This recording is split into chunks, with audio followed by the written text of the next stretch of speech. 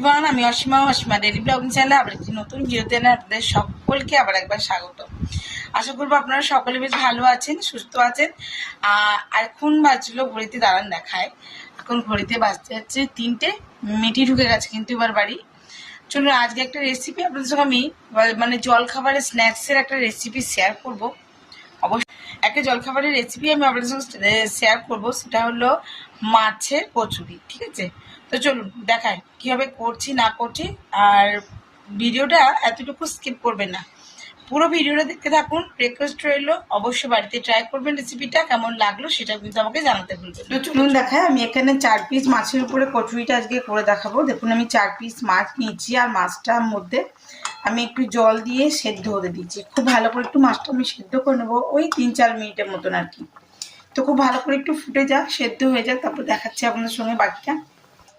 তো বন্ধুরা আমি কিন্তু 3 মিনিটের মতন দেখো এটা ভাপিয়ে নিয়েছি মাছটা, দেখতে পাচ্ছ, এই দেখো হয়ে গেছে।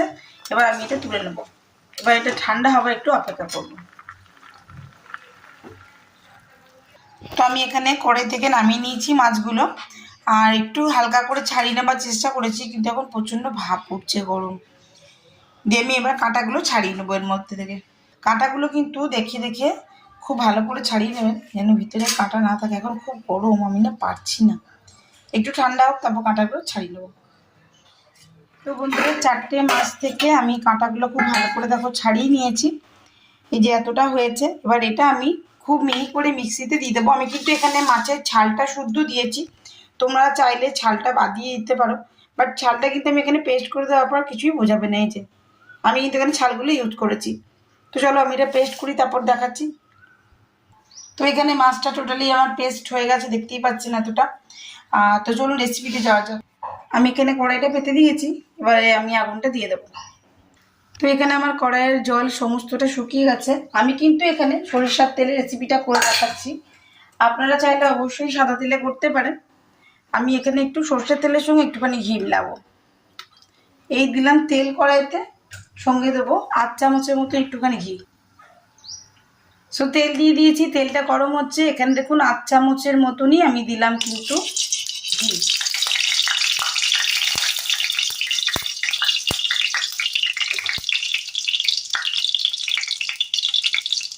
এটা খুব ভালো করে গরম হয়ে যাওয়ার পর একটু অপেক্ষা করবো। এখানে দেখায় আমি কিন্তু খুব মিহি করে পেঁয়াজটা চপ করেছি। এখানে আমি বড় সাইজের একটা পেঁয়াজ নিয়েছি, আর নিয়েছি এখানে 3টে কাঁচা লঙ্কা। ঝালটা অবশ্যই আপনারা আপনাদের টেস্ট অ্যাকর্ডিং নিয়ে নেবেন। আমি আগে পেঁয়াজটা কড়াইতে দিয়ে দেবো। তো বন্ধুরা আমি এখানে পেঁয়াজটা দিয়ে দিয়েছি, দেখতেই পাচ্ছ। পেঁয়াজটা একটু ভাজা হতে হতেই আমি দিয়ে দেবো এর মধ্যে কেটে রাখা কাঁচা লঙ্কাগুলো।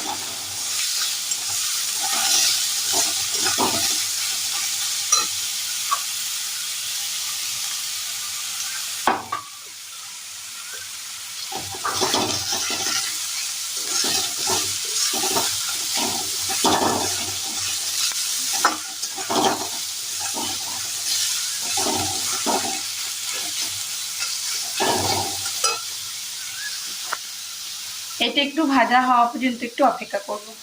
আমি কিন্তু একদম কলকাতা স্টাইলে আপনাদেরকে আমি মাছের কচুরিটা করে দেখাবো, একেবারে কলকাতার বাগবাজার স্টাইলে। যে মাছের কচুরিটা বেশ প্রসিদ্ধ দোকান থেকে যে মাছের কচুরিটা ব্যবহার মানে অনেকেই খেয়েছেন, যারা খেয়েছেন তারা তো জানেন। তো আমি সেইভাবেই মাছের কচুরির রেসিপিটা আপনাদের সঙ্গে আজকে শেয়ার করছি। তো এইভাবে দেখুন আমার পেঁয়াজটা কিন্তু গোল্ডেন ব্রাউন পর্যন্ত কিন্তু ভাজা ভাজা হয়ে গেছে। এই অবস্থায় আমি এখানে 1 চামচের মতন আদা, পেঁয়াজ আর রসুনের একটা পেস্ট এর মধ্যে দিয়ে দেবো।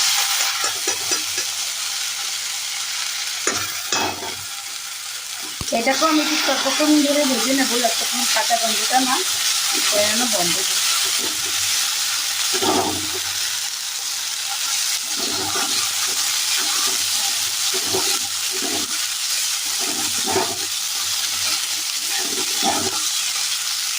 সো আমি এখানে কিছু মশলা ইউজ করছি, যেমন এখানে পুরো 1.5 চামচের মতন জিরে গুঁড়ো, 1/2 চামচের মতন এখানে ধনে গুঁড়ো, একটুখানি হিঙের পরিমাণটা দেখেই বুঝতে পারছেন। আর এখানে দিচ্ছি 1 চামচের মতন কাশ্মীরি রেড চিলি পাউডার। তো এই পুরো মশলাটাই আমি এখানে মিলিয়ে দেবো।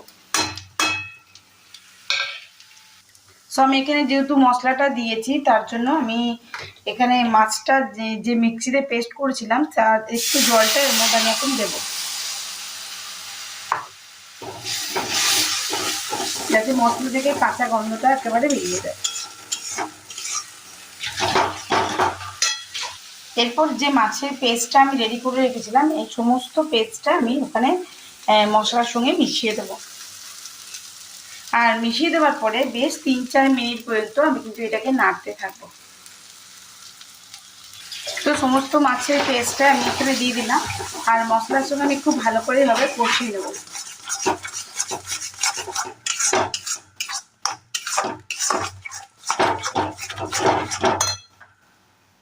আর এখন আমি আস্তে একটু বাড়িয়ে কষিয়ে নেব।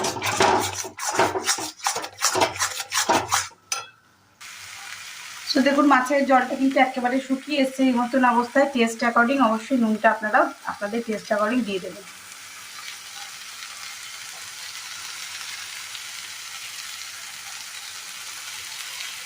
আমি নুন দিয়ে দিলাম, আবার আমি ভালো করে আবার নাড়াচাড়া করতে শুরু করবো।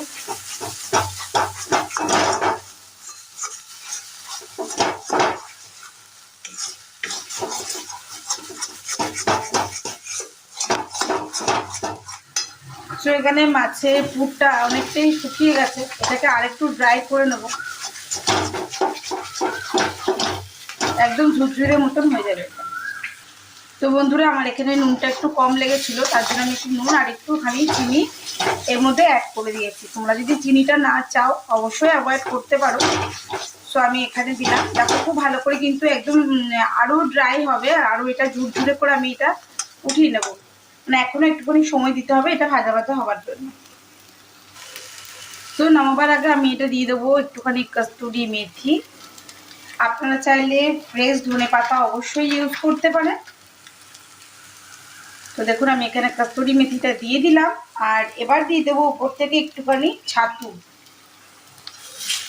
তাতে কচুরি টেস্টটা আরও 3 গুণ বেড়ে যাবে। আমি কস্তুরি মেথিটা খুব ভালো করে মিলিয়ে নিয়েছি। এবার আমি উপর থেকে একটুখানি ছাতু দিয়ে দিলাম।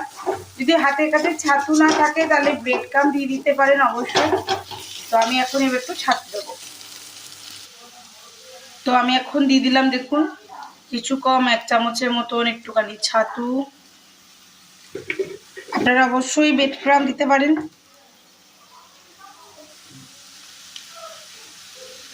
এবারে এটা আমি নামিয়ে নেব আর এটা একটু ঠান্ডা হতে সময় দেবো। চলুন ততক্ষণে ময়দাটা মেখে ফেলি। এখানে পুরটা একদম রেডি হয়ে গেছে। পুরটা যতক্ষণ ঠান্ডা হচ্ছে ততক্ষণে চলুন আমি ময়দাটা মেখে ফেলি।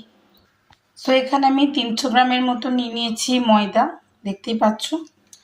আর ময়দাতে আমি কিছু জিনিস মেলাবো, যেটা হলো নুন, চিনি আর একটুখানি আজওয়ান। ময়ামের জন্য কিন্তু তেল একদম মাস্ট, তেলটা একেবারে দিতেই হবে।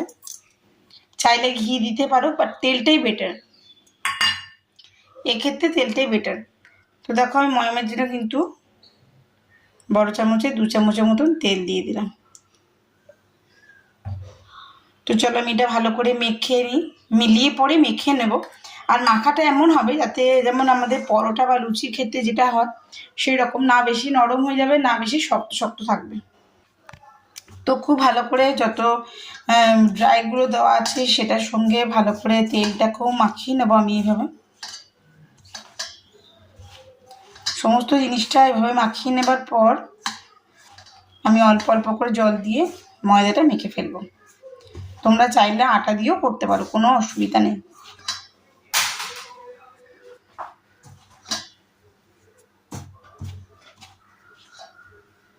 তো আমার এখানে ময়ামটা একদম রেডি হয়ে গেছে, এটা আমি অল্প অল্প জল দিয়ে মেখে দেবো। সো ময়দাটা মাখা আমার এখানে একেবারে রেডি হয়ে গেছে। দেখুন না শক্ত আর না তো খুব বেশি নরম। তো আমি এটা একটু রেস্টে রেখে দেবো প্রায় 8 ঘন্টার মতন। উপর থেকে একটুখানি তেলটা দিয়ে দিই। তো চলুন আমি এবার আবার ফিরে আসছি 8 ঘন্টা পর আপনাদের সঙ্গে এটা ভরে দেখাবো।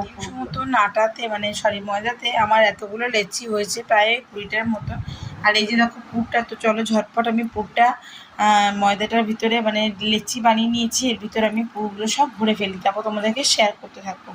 তো দেখো বন্ধুরা, আমি এইভাবে এর মধ্যে পুর ভরে নিয়েছি, আর একটু হাতে করে চাপ দিয়ে চাপটা করে ভরে নিয়েছি। এবার এগুলো বাকিগুলো রয়েছে, এগুলো সমস্ত আমি কচুরিগুলো দেখুন আমি এখানে ভেজে নিয়েছি, এখনো কিছু আছে সেগুলো ভাজবো। আর এখানে দেখুন কচুরি ভাজা শুরু হয়ে গেছে, মিঠিকে দিয়েও দিয়েছি। আর মাছের কচুরির সঙ্গে আমি যেটা করছি সেটা হলো মাখা মাখা আলুর দম। তো কেমন লাগলো আজকে রেসিপিটা অবশ্যই জানিও। দেখো কচুরিগুলো কত সুন্দর ফুলেছে দেখতে পাচ্ছ, অবশ্যই বাড়িতে ট্রাই করো, কেমন লাগছে অবশ্যই জানিও।